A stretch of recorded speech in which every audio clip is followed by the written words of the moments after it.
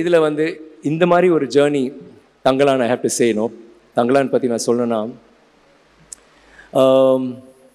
என்ன சொல்கிறது, ஏன் தங்கலான் எனக்கு வந்து இன்னொரு மேடையில் நான் பேசியிருக்கேன். நான் சொல்லியிருக்கேன் இந்த மாதிரி சேது, பிதாமகன், அந்நியன், இது ராவணன் எல்லாமே அவ்வளோ கஷ்டப்பட்டு பண்ணேன். எல்லாருக்கும் தெரியும். எல்லா கேரக்டர்ஸுமே நான் கஷ்டப்பட்டு தான் பண்ணுவேன். எல்லா கேரக்டருமே ரொம்ப இன்வால்வ் பண்ணேன். இந்த படங்கள் வந்து என்னை ரொம்ப கஷ்டப்படுத்துச்சு. ஆனால் தங்கலான் வந்து அது 8% கூட கிடையாது தங்கலானோட கம்பேர் பண்ணுற போது.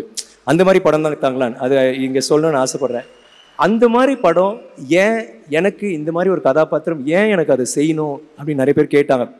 நான் அவங்களுக்கு பதில் சொல்ல முடியல. நான் வந்து யோசித்தேன். லைக் நான் நேற்று கூட ஏதோ பேசும்போது அவங்க கேட்டாங்க. நான் சொன்னேன் இல்லை அது வந்து இந்த மாதிரி லுக் இருக்கும், அந்த டைல் அதெல்லாம் யோசிச்சு இன்றைக்கி நான் வீட்டில் உட்காந்துட்டு இருக்கும்போது யோசித்தேன். இல்லை, தங்கலான் வந்து எனக்குள்ளே இருக்கான். எனக்கும் அவனுக்கும் ஒரு ஸ்பிரிச்சுவாலிட்டி இருக்குது. எனக்கு அது உணர முடிஞ்சது. ஏதோ ஒரு கனெக்ஷன் இருக்குன்னு யோசித்து பார்க்கும்போது யார் தங்கலான், ஓகே அவன் வந்து லீடரு, அவன் ஒரு வாரியர், அவன் இது பண்ணுவான் எல்லாமே, அதெல்லாம் அதில் வந்து நம்ம இந்த விஷயம் எல்லாம் நடக்குது, அதை விட்டுருங்க. அவனுக்கு ஒரு இலக்கு இருக்குது. அதுக்கு வந்து அதை வந்து அவனுக்கு ஒரு கோல், அதை போய் ரீச் பண்ணும். அவனை வந்து அவனோட குடும்பம் அவ்வளோ நேசிக்கிறான், அவனோட மக்கள் அவ்வளோ நேசிக்கிறான். அவங்களுக்கு வந்து ஒரு விடுதலையோ இல்லை அவங்களுக்கு ஏதாவது தங்கம் கண்டுபிடிச்சி கொடுக்கணுமோ நமக்கு தெரியாது. அது வந்து நீங்கள் கதை பார்க்குறமோ உங்களுக்கு தெரியும். ஆனால் அவனுக்கு வந்து அது வேணும். ஆனால் அவனுக்கு கிடைக்க முடியாத ஒரு விஷயம் அவன் யோசித்து கூட பார்க்க முடியாது. ஏன்னா அத்தனை ஜென்ரேஷன்ஸ் அவங்களுக்கு கிடைக்காத ஒரு விஷயம் அவனுக்கு எப்படி கிடைக்க போகுது. ஆனால் அவன் வந்து அது வேணும்னு நினைக்கிறான். சாரி ரஞ்சித், கொஞ்சம் நான் சொல்கிறேன், பரவாயில்லையா? கிளைமேக்ஸே சொல்லிட்டா அப்படியே.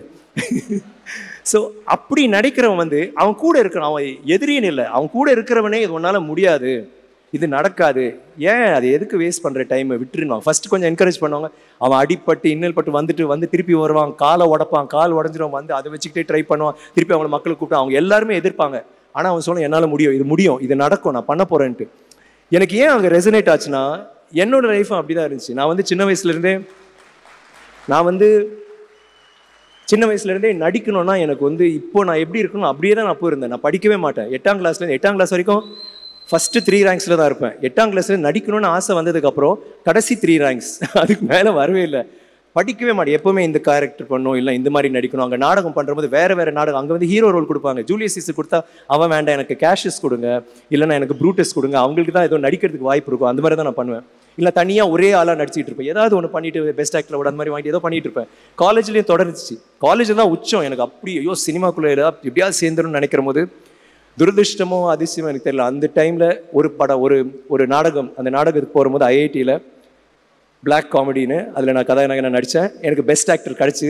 அன்றைக்கி எனக்கு ஆக்சிடெண்ட்டாக என் காலை உடைச்சேன். தங்கலான் மாதிரியே கால் உடஞ்சி காலை வெட்டணும்னு சொன்னாங்க. அதுக்கப்புறம் ஹாஸ்பிட்டல் போயிட்டு 3 வருஷம் ஹாஸ்பிட்டல் பெட்லேயே கடந்த 3 வருஷம் 23 சர்ஜரி. அதுக்கப்புறம் 1 வருஷம் கிரச்சு வச்சு தான் நடப்பேன். அந்த டாக்டர் சொன்னார் எங்கள் அம்மா கிட்ட, நீங்கள் வந்து இனிமேல் பையன், நம்ம அம்மா கேட்டாங்க எப்போ நடப்பான் டாக்டர்னு கேட்டோம். இல்லை அவன் நடக்கவே மாட்டாமா அப்படின்னாங்க. தென் எங்கள் அம்மா அழுதுட்டு கேட்டாங்க, என்னங்க டாக்டர் இப்படி சொல்கிறீங்க? இல்லைம்மா காலை காப்பாற்றிட்டோம், அதை வெட்டணும்னு சொன்னாங்க, நான் காப்பாற்றிட்டேன். நான் வந்து இந்த மாதிரி வேறு எதுவும் பண்ண முடியாது, பட் கால் இருக்குல்லப்பா அப்படின்னு. கால் வச்சு என்ன டாக்டர் பண்ணும்போது அழுதுட்டு இருந்தாங்க. நான் வந்து ஏன் அழுகுற, நான் நடப்பேன், நான் எல்லாருக்கும் தெரியும் நான் நடக்க முடியாது. ஏன்னா டாக்டரே சொல்லிட்டாரு, மோகன்தாஸ்னு சென்னையில் மிகப்பெரிய டாக்டர் சொல்லிட்டாரு நடக்கவே முடியாதுன்ட்டு.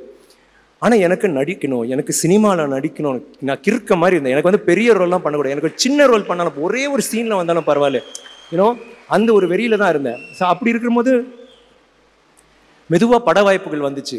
பட வாய்ப்புகள் வந்து அதுவும் ஒர்க் அவுட் ஆகலை. என்னோட போராட்டம் அங்கே தொடர்ந்துச்சு. இன்னொரு 10 வருஷம் போராடினேன். அப்போது அது வரைக்கும் எல்லாருமே இல்லை நீ நடிக்க, ஏன்டா உன்னால் எப்படா நடக்கவே முடியாது சொல்லும்போது மெதுவாக ஒரு குச்சி தூக்கி போட்டேன். அப்புறம் இன்னொரு குச்சி. அந்த டைமில் நான் வேலைக்கெல்லாம் போவேன், ஏன்னா வீட்டுக்கு சம்பாதிச்சும் கொடுக்கணும்.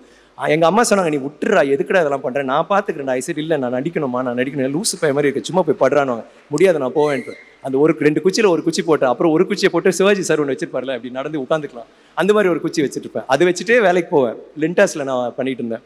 இப்போ 750 ரூபா தான் சம்பளம் ஒரு மாதத்துக்கு. நான் அதை வச்சுட்டு போயிட்டு நான் வேலை செஞ்சுட்டு வருவேன். பட் என்னன்னா அதுக்கப்புறம் இந்த சினிமா வாய்ப்பு வந்த பிறகு எல்லாரும் அமைதியாயிட்டாங்க. சரி நடிக்கிறான், ஆனால் படம் ஓடல, இன்னும் படம் ஓடல. 10 வருஷம் போச்சு.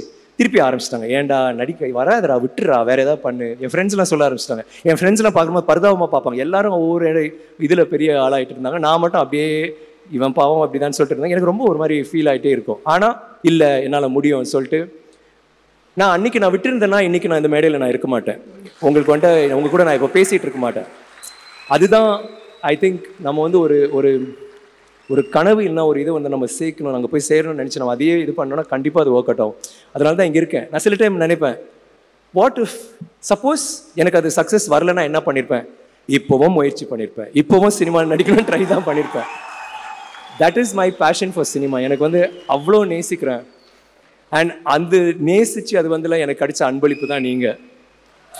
ராவணனில் ஒரு வசனம் இருக்குது, நான் வந்து வசனம்லாம் மறந்துடுவேன், இருக்கான்னு தெரியல பாருங்க. என்னது? ஐயா சாமி, நீங்கள் கொடுக்குற அந்த லவ், நீங்கள் கொடுக்குற அந்த சப்போர்ட், அது வந்து அந்த டிஸ்கிரைப் பண்ணு. ஐயா சாமி, இந்த பிசாசு அப்ப ஆத்தா ஆசை காதல் கத்திரிக்காய் அது எல்லாத்தையோட பெருசா தோய், அதுதான் நீங்கள் கொடுக்குற லவ், அதுதான் இந்த ரெக்கக்னிஷன். நம்ம இன்னைக்கு இந்த படம் எடுத்துக்கிட்டு நாங்கள் வந்து ஆந்திராவுக்கு போனோம், நாளைக்கு பெங்களூர் போகிறோம். அவங்க எல்லாரும் இந்த டீசரை பார்த்துட்டு இந்த ட்ரெய்லரை பார்த்துட்டு எப்படி இது பண்ணுறீங்க, எதை நம்பி இதை பண்ணுறீங்க, அவங்க எல்லாருமே இதை பற்றி நிறையா கேட்குறாங்க. அதை வந்து கேட்க வச்சிட்டார் ரஞ்சித். அதுதான் முக்கியம். அண்ட் இந்த படத்துக்கு எனக்கு இந்த வாய்ப்பு கொடுத்த ரஞ்சித் வந்து அவர் எனக்கு ஒரு நல்ல விஷயம் சொன்னார். நார்மலி ஐ திங்க் இதுதான் ஃபர்ஸ்ட் மூவி. நார்மலாக ஒரு கதையை எடுத்துக்கிட்டு டைரக்டர்ஸ் வந்து என்கிட்ட இந்த கதை இருக்குது, அதுக்கு நீங்கள் பொறுத்துன்னு சொல்லுவாங்க. இதை முதல் முறையாக ஒரு டைரக்டர் வந்து என்ன வச்சுட்டு எனக்கு ஒரு படம் பண்ணுது. ஐ திங்க் நான் அதை வந்து உங்களை சாட்டிஸ்ஃபை பண்ணனா எனக்கு தெரியல. But I am so happy Ranjith that நீங்கள் வந்து அவ்வளோ ஒரு முக்கியத்துவம் கொடுத்து இந்த மாதிரி ஒரு கதாபாத்திரம் பண்ணீங்க. எனக்கு வந்து ரொம்ப பிடிச்ச ஒரு இயக்குனர். மெட்ராஸ்லேருந்தே எனக்கு ரொம்ப அவரோட படங்கள் ஒவ்வொரு படமும் வரும்போது அடுத்த படம் இப்போ கூட நான் சொல்லிட்டு இருக்கேன், அடுத்த படம் யார்? தினேஷ். ஓகே, அப்புறம் ஆர்யா, அப்புறம் நம்ம பண்ணலாமா? இல்லை அப்புறம் ஓகே, அது மாதிரி இப்போ நான் மிரட்டி வச்சுருக்கேன், நீங்கள் வந்து அடுத்த படம் சொல்லனா டப்பிங் வர மாட்டேன்னா சொல்லியிருந்தேன். Thank you Ranjith for this. I love you.